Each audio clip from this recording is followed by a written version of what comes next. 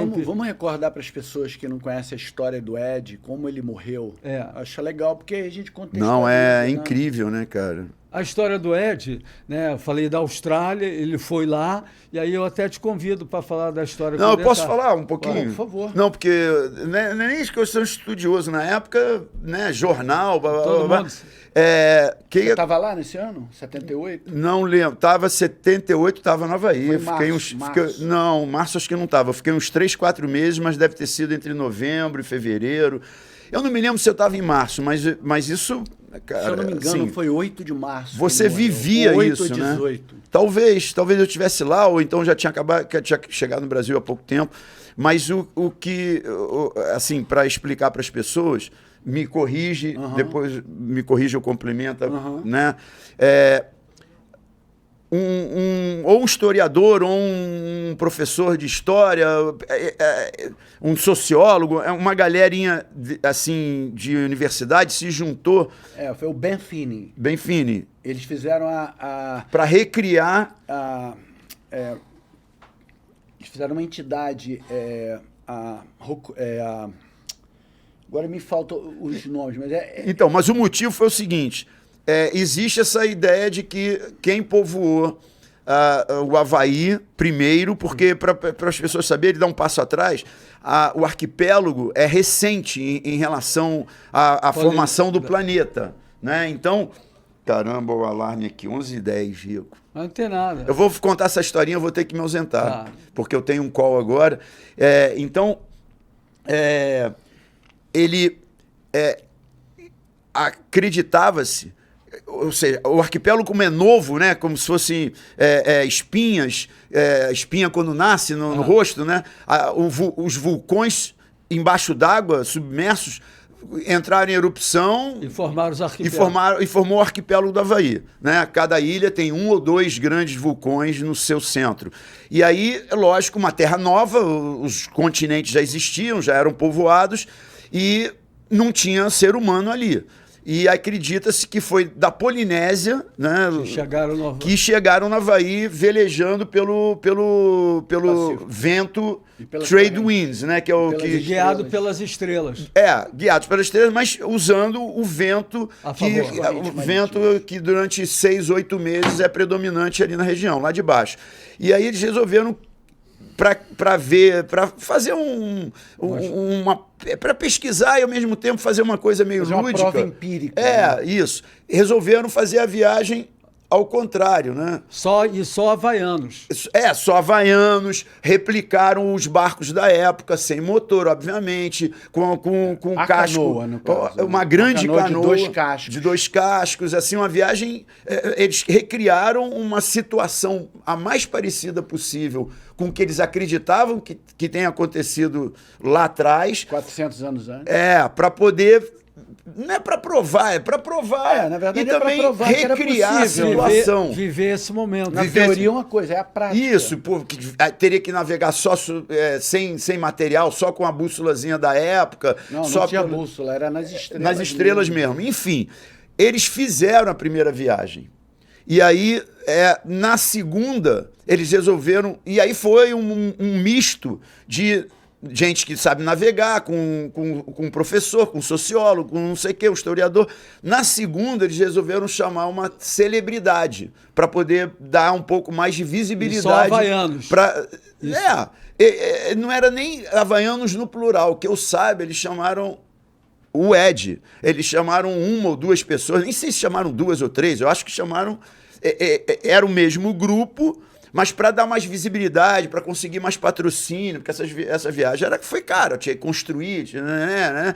Eles resolveram chamar, e aí escolheram o Ed Aikau, que era o salva-vidas mais famoso do arquipélago. Na verdade, o Ed foi o primeiro salva-vidas do North Shore. Não existia salva-vidas no North Shore, ele pediu e colocou a torre em Waimea. Então, mas se eu não me engano, Rosaldo, quando convidaram o Ed, já era comum alguns salva-vidas na ilha. Isso aí foi em 78. Isso, então. O Ed botou a torre em 66. Então isso a gente está falando 12 anos depois. 12 anos depois já existiam Mas salva-vidas. Só para deixar claro que o Ed foi o cara que foi o primeiro salva-vida no North Shore. Ele tinha essa por iniciativa própria, né? E é legal. Ele insistiu. Que essa prancha ele usava pinballs, para quem não sabe, quando o Aimea está pequenininho, tem uma onda lá, né? E aí você é obrigado, às vezes eu já surfei lá, já perdi a prancha lá, que você surfa, tem que desviar ali, e alguns dias ficam bons, mas é uma onda que ele gostava de surfar. E aí vou só concluir que eu vou realmente precisar sair.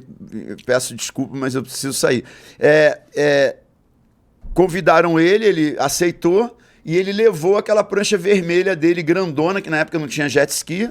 Os salva-vidas resgatavam as pessoas, ajudavam as pessoas dentro d'água, salvavam as pessoas com aquela prancha vermelha bem grande. Ele levou, pediu, lógico, ninguém aceitou, ele levou aquela prancha dele porque levou.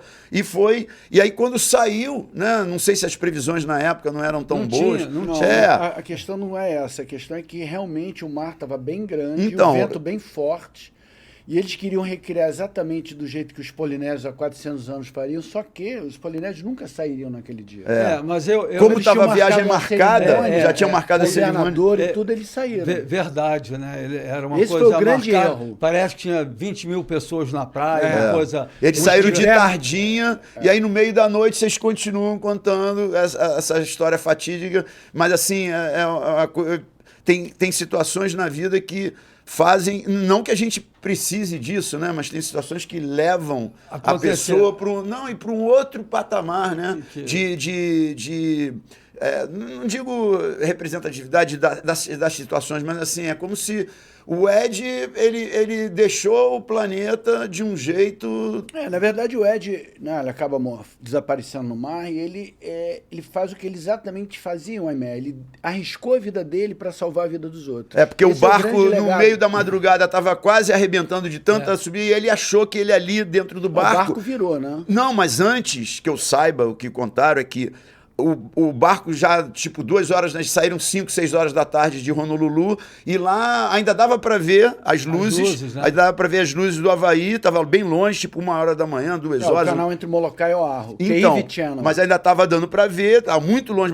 E estava no maior sufoco, o barco quase quebrando, ou quase virando, sei lá o quê. E isso é o que disseram. Ele falou, gente, eu vou me jogar na água, vou remar para buscar ajuda, porque eu aqui dentro do barco não estou ajudando em nada. Deixa eu só mostrar esse livro. Tá, deixa eu me despedir. Não, Bocão, peço desculpas. Não. Olha só, queria agradecer a tua presença aqui, porque foi muito seletiva, né? Eu tinha outro cara que era o Burlick também, o alemão, mas queria te agradecer e dei sorte, que eu achava que ia ser remota.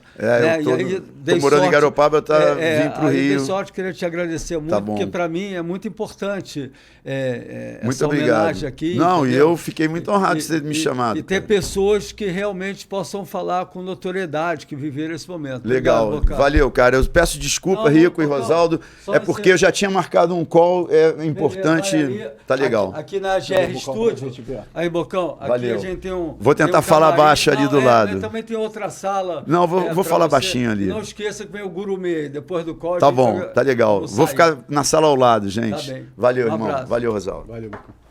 Eu queria falar para vocês que devido eu ter dado a notícia aqui pro Clyde, que o Ed Aikau tinha sumido do mar, esse prefácio desse livro aqui na versão em português, eu que escrevi. Tive a honra de escrever um prefácio narrando toda essa história, né? Então, eu achei legal, me senti honrado, né, de tudo isso que aconteceu, né? A minha ida para a Austrália, né? E na versão em inglês não fui eu, mas na versão em português fui eu que escrevi, né?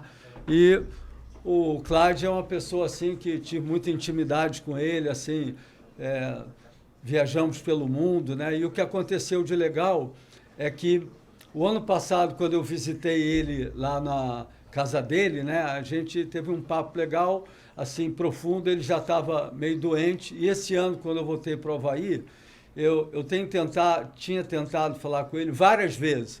Ligava, ninguém respondia, ligava, que eu tinha o telefone dele, né? E deixava recado, ninguém respondia.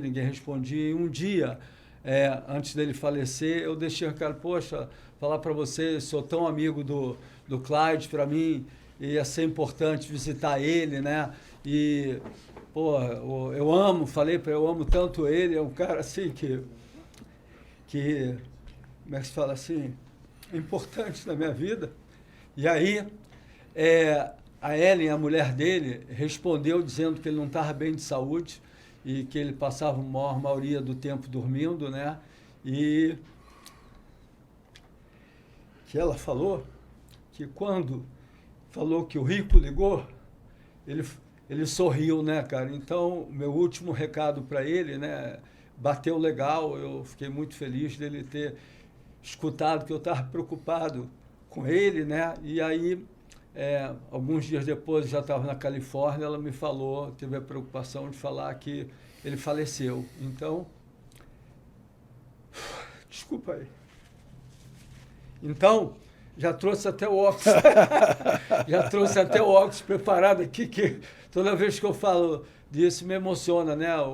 Assim, meu respeito, meu amor, meu carinho, os dias que a gente passou junto, né, cara, e que ele deu aquele sorriso para mim, foi como se fosse assim, uma despedida, porque ele não já estava bem, né? Então, o surf é muito legal porque você faz muitas amizades, né, cara? Assim, então, eu quis prestar essa homenagem aqui para ele, convidar o Bocão, que teve que sair, o Rosaldo, e peço até que o Rosaldo dê uma incrementada aí. Não, legal, porque o que diferencia os seres humanos das máquinas é a emoção, né, cara? A relação que as pessoas têm, você, no caso, se emociona falando do Clyde, o cara que foi tão legal, né? E que representou tanto assim a cultura havaiana. O que eu acho bacana do Clyde é essa devoção pelo irmão dele, né? Pelo Ed, né, cara? Essa coisa que o Clyde sempre se preocupou em preservar a memória do irmão, né, cara? E o Clyde, né, Rico, ele tinha um trabalho social no Havaí, né, cara? E como é que fala assim? Ele trabalhava com as crianças, pessoas desabrigadas, que ele ajudava, através de uma entidade, essas pessoas terem acesso à educação.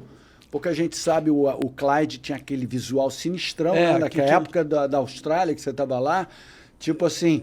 O brigão, Clyde, né? Você olha para ele... O Ed e o Clyde eram gente boa pra caramba, mas se você encontrasse com eles dois numa encruzilhada à noite, você ia sair correndo. Por isso que eu fiquei surpreso do Ed pedir para mim tomar conta do cara. E você se lembra do Daniel Friedberg, que tinha aquele cabelo assim, cabelo duro assim, todo, né, assim. E eu me lembro dele, nesse dia que o Ed falou, ele estava com a camisa listada, larga aqui assim, eu falei, caraca, tomar conta do cara. O Clyde era sinistro quando ele era jovem, um cara bem forte, né, aquele havaiano com aquele bigode, aquela cara. Mas assim, é que nem um Rottweiler, né, que no final ele é bonzinho. Ele tem aquela cara, mas ele é bonzinho, entendeu? E ele conhecia a galera casca grossa lá de Waikiki, onde ele tinha escola de surf, tinha alguns brasileiros que trabalhavam na escola dele, eu ia lá visitar, né?